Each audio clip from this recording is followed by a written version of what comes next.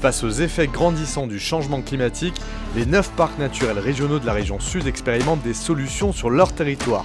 Pour les documenter en vidéo sans impacter moi-même l'environnement, je me déplace de parc en parc à bord de mon vélo solaire qui produit lui-même son énergie.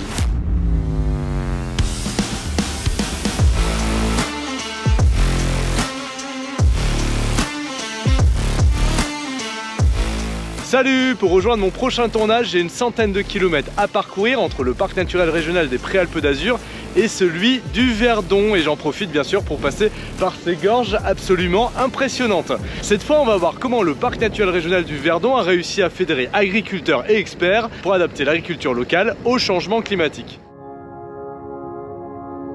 Le projet Regain, il est né en 2014. Il vise à développer les pratiques agroécologiques sur le plateau de Valençol, auprès essentiellement des agriculteurs qui font du lavandin. L'un des objectifs, c'était de maintenir l'activité économique des agriculteurs, surtout pas de les fragiliser, mais de leur proposer et de les aider à adopter des pratiques agricoles qui étaient plus respectueuses de l'environnement.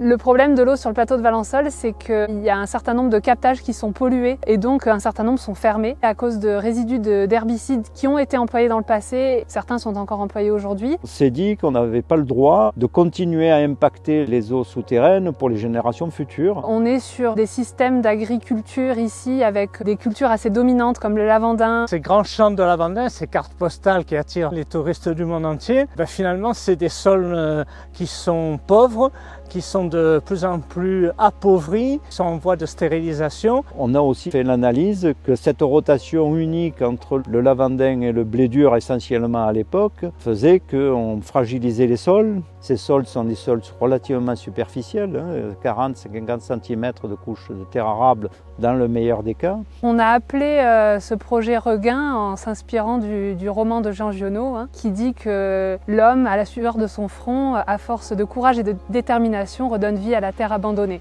Donc c'est vraiment l'esprit de la démarche, redonner vie au sol. La plante, naturellement, grâce à ses racines, va se nourrir de l'eau qui est dans le sol et des éléments minéraux qui sont fournis par la vie du sol, les micro-organismes, des bactéries, des champignons, qui vont transformer la matière organique en éléments minéraux nécessaires aux plantes.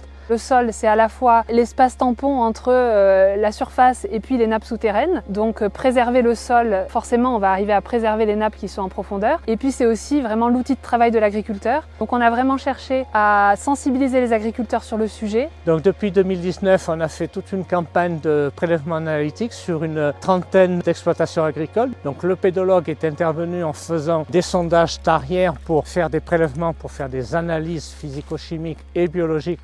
Dans ce test, on va comparer deux types de sols.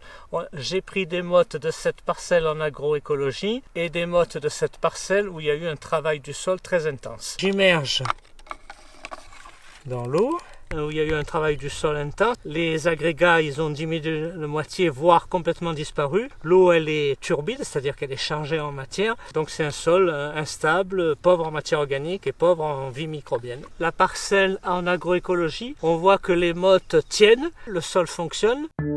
Sur l'exploitation de Yann Sauvergue, on a constaté une meilleure stabilité structurale de ces sols, une augmentation de la biomasse microbienne. Ici, on est sur la ferme de Vauvenière, donc je l'ai repris en 2014. Donc on a décidé d'aller un peu plus loin dans l'agriculture biologique. Donc ce qu'on constate de tous ces changements-là, pour la partie couverts végétaux entre les rangs, en fait on a des sols beaucoup moins tassés, beaucoup moins d'érosion dans les parcelles. On a des maladies beaucoup moins présentes, notamment sur le lavandin, une biodiversité plus importante et une fertilité des sols plus importante grâce aux couverts végétaux qui apportent de la matière dans les parcelles. Sur les amandiers, alors c'est un peu dur de voir encore l'effet des jeunes amandiers. Par contre, sur les vieux, on voit qu'en fait la culture se porte aussi bien au pied d'un amandier qu'à plusieurs mètres. Donc il n'y a pas d'effet de concurrence de ces vieux amandiers-là.